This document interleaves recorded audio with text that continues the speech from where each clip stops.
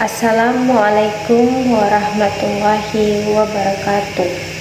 Kembali lagi dengan saya Suci. Pada kesempatan kali ini saya akan membacakan salah satu cerpen dari Kiki MD yang berjudul Mati Suri. Siang yang terik membuat Alia tak dapat tidur tenang.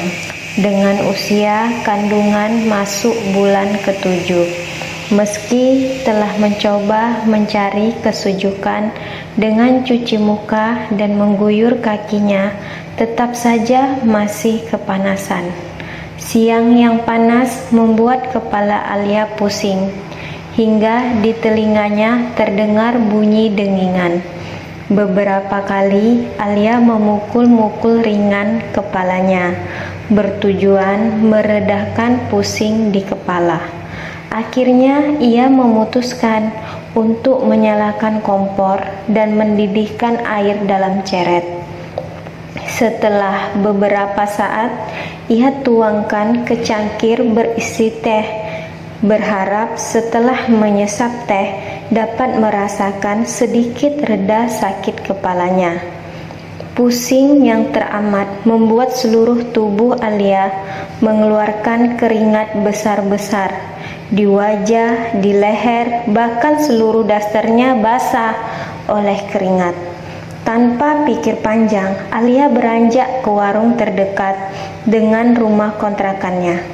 Ia membeli obat pereda sakit kepala yang dijual bebas, lantas segera menegaknya dan mencoba istirahat tidur siang. Rupanya, obat yang dikonsumsi tidak juga memberikan hasil, sehingga Alia memutuskan untuk tidur siang. Sebelum benar-benar terlelap, ia pastikan keadaan dalam kandungannya. Kok nggak gerak, Dek? Lirihnya sendiri berusaha komunikasi dengan bayi yang ia kandung. Sampai saat sore hari dan terbangun dari tidurnya, kembali Alia mengelus lembut perutnya. Akan tetapi tetap tak dirasakan pergerakan bayinya. Beberapa kali ia coba berbicara sendiri dengan buah hatinya, tetap tak ada pergerakan. Kepanikan mulai menyergap, dingin menguasai diri, pucat hingga kedua kaki dan tangannya tak dapat ia rasakan. Dalam kepanikan, ia mencoba menggeserkan tubuhnya dan berharap dapat mengedurkan saraf-saraf yang tegang. Beberapa kali berusaha, akhirnya dapat juga mengambil ponsel yang berada di atas bufet. Lantas segera mengabari suaminya atas kondisi tubuhnya saat ini. Raka, suami Alia, sampai rumah menjelang maghrib. Setelah sholat maghrib, Raka mengantar istrinya ke rumah sakit. Dokter kandungan yang biasa memeriksa. Mendengar kronologi yang disampaikan Alia, sesegera mungkin di USG dan cek denyut jantung. Sejak kapan nggak gerak gini, Bu? Dari siang, setelah saya minum obat sakit kepala, lantas tidur siang, sampai bangun sepertinya tetap belum bergerak. Jelas Alia kepada dokter kandungan. Ini sudah di USG, bisa dilihat di layar, Bu. Pak, maaf, dengan berat hati saya sampaikan bahwa denyut jantung bayi sudah tidak ada. Innalillahi wa inna ilaihi rojiun. Yang sabar ya, Bu. Bagaikan petir tanpa hujan menyambar hati Alia dan Raka. Bayi yang dinantikan lebih dari 14 bulan harus berpisah sebelum dilahirkan. Alia tak kuasa menangis dan Raka mencoba menenangkan. Besok siapkan untuk dikoret ya, Bu, ujar dokter sebelum pasangan suami istri ini pamit. Mendung merundung dalam keluarga Alia. Tak ada senyuman, tak ada lagi obrolan kecil di atas perut seperti malam-malam biasanya. Alia pamit tidur terlebih dahulu karena ia sendiri tak bisa menguasai dirinya. Raka terhanyut dalam sholat isya, lanjut berwirid sehingga sholat tahajud. Sajadahnya basah oleh air mata, kepasrahan begitu dalam, sebuah keikhlasan. Sebelum benar-benar mengempis perut Alia, ia ingin kembali berbicara dengan calon anaknya. Dirabah perlahan perut Alia dan mencoba berbicara lagi seperti hari sebelumnya.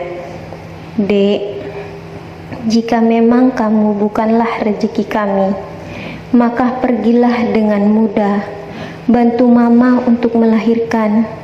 Dan jika kamu masih rezeki kami, tolonglah bergerak. Air mata Raka tak kuasa hingga tetesannya mengenai perut Alia. Gemuruh angin seperti menyapa semesta, mengamini doa-doa kepasrahan. Allah! Alia berteriak karena terkejut dengan gerakan perutnya. Mas, tadi perutku bergetar hebat sampai terbangun. Coba raba lagi, Mas. Pinta wanita berambut bergelombang kepada lelaki berwajah oriental tersebut. Dek, coba gerak lagi. Ayah ingin ngerasain.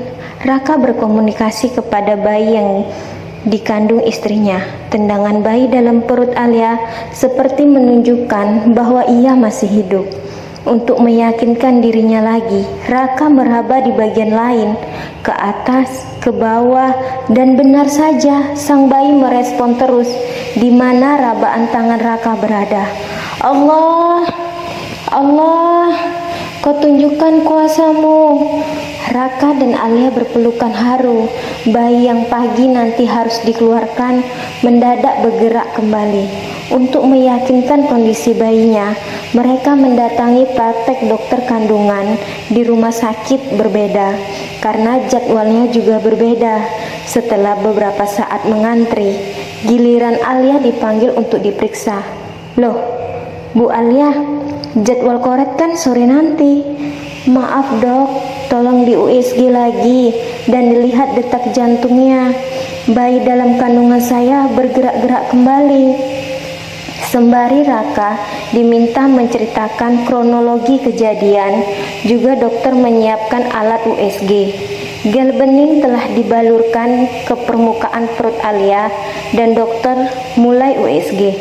Benar saja, di layar tampak bayi dalam kandungan Alia bergerak beberapa saat. Denyut jantungnya pun kembali normal. Saya hanya berkomunikasi dengan bayi saya saja dok. Selanjutnya saya pasrah kepada Allah. Terang Raka pada dokter yang juga terkejut dengan keadaan ini. Ya sudah Bu, apa yang menjadi kehendak Allah, kita hanya bisa menjalani. Dijaga baik-baik kandungannya. Ini saya kasih vitamin. Jika nanti sakit apapun, jangan sembarang minum obat di luaran, karena kondisi ibu hamil sangat berbeda. Alia manggut-manggut setelah Raka membayar biaya administrasi dan mereka pulang. Keajaiban kehidupan kembali bayi Alia menjadi anugerah yang tak dapat tergantikan oleh apapun. Alia lebih mawas diri untuk menjaga kandungannya. Lantas, Raka lebih giat dalam pekerjaannya. Jika dibutuhkan untuk kerja lembur, akan ia jalani. Sebab hitungan bulan anaknya akan lahir dan pastinya kebutuhan semakin banyak. Di selah terik yang menjangkit, Alia teringat untuk menyampaikan pesan dari suaminya yang menelpon untuk meminjam uang persiapan kelahiran bayi guna membayar tagihan kontrakan yang rencananya akan segera Raka ganti setelah mendapatkan pinjaman. Perlahan Alia mendatangi pemilik kontrakan tempat mereka menetap. Bu, kebetulan saya mau bayar untuk bulan ini Bu, sapa Alia di depan pintu rumah pemilik kontrakan. Loh, bukannya sudah dibayar kok Mbak Alia? Ungkap pemilik kontrakan lagi.